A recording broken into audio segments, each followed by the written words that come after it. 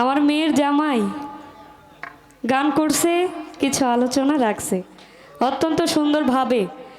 আমি যে বিষয়গুলো জানতে চেয়েছিলাম চমৎকারভাবে জবাব করেছেন। বলেছিলাম যে অন্ধের যে বিষয়টা, একজন ভিক্ষা করে আরেকজন হাজার হাজার টাকা বায়না দিয়ে গান করে, চমৎকার কিছু জবাব পেয়েছে। কিন্তু এই জায়গায় একটু কিছু বাকি আছে। কি সেটা? অন্ধের যে বিষয়টা, দুইজনেই তো অন্ধ নাকি? বুঝলাম ভিক্ষা করার বিষয় আর হাজার হাজার টাকা বায়না দিয়ে গানের বিষয়টা বুঝলাম। আমি চমৎকারভাবে মীমাংসা করছে, এই নিয়ে আমার কোনো কথা নেই।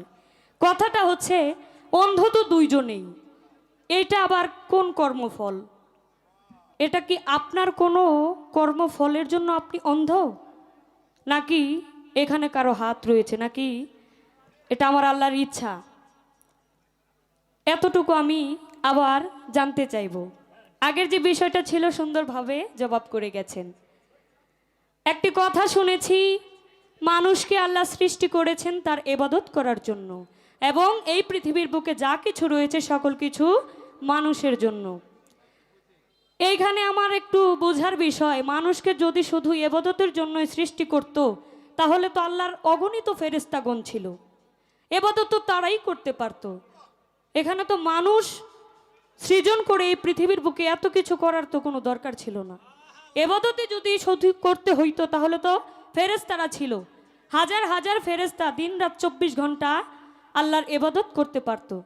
কিন্তু মানুষ সৃষ্টি করেছেন কি শুধুই ইবাদতের জন্য, নাকি আরও কোনো কারণ রয়েছে? এইটুকু একটু বুঝিয়ে দিবেন, শুধু ইবাদত নাকি আরও কিছু কর্ম রয়েছে? যদি আরও কোনো কর্ম থাকে অবশ্যই এই বিষয়গুলো আমাদের জানা জরুরি না?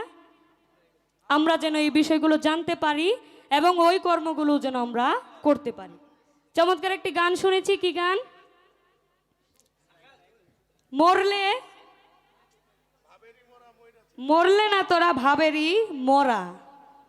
চমৎকার একটি গান। এই গানের মধ্যে অনেক কথা, কথা বলতে গেলে অনেক সময়।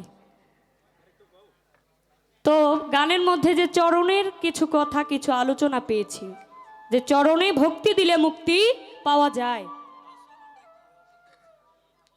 চরণ তো অনেক প্রকার, চরণের প্রকারভেদ, কোন চরণে কি ফলে, এই চরণের যে প্রকার বিষয়, চরণ কি, কোথায় কোন চরণে ভক্তি দিলে মুক্তি পাওয়া যায়, এতটুকু বেশি রাখবো না, কারণ একটু আলোচনা করতে একটা প্রশ্নের উত্তর দিতে গেলে অনেক সময়। এখানে অনেকগুলো কথা আমার আছে। আমার মেয়ের জামাই চমৎকারভাবে জবাব করবে, জবাবগুলো যদি ভালো লাগে অবশ্যই মেয়েকে দিব।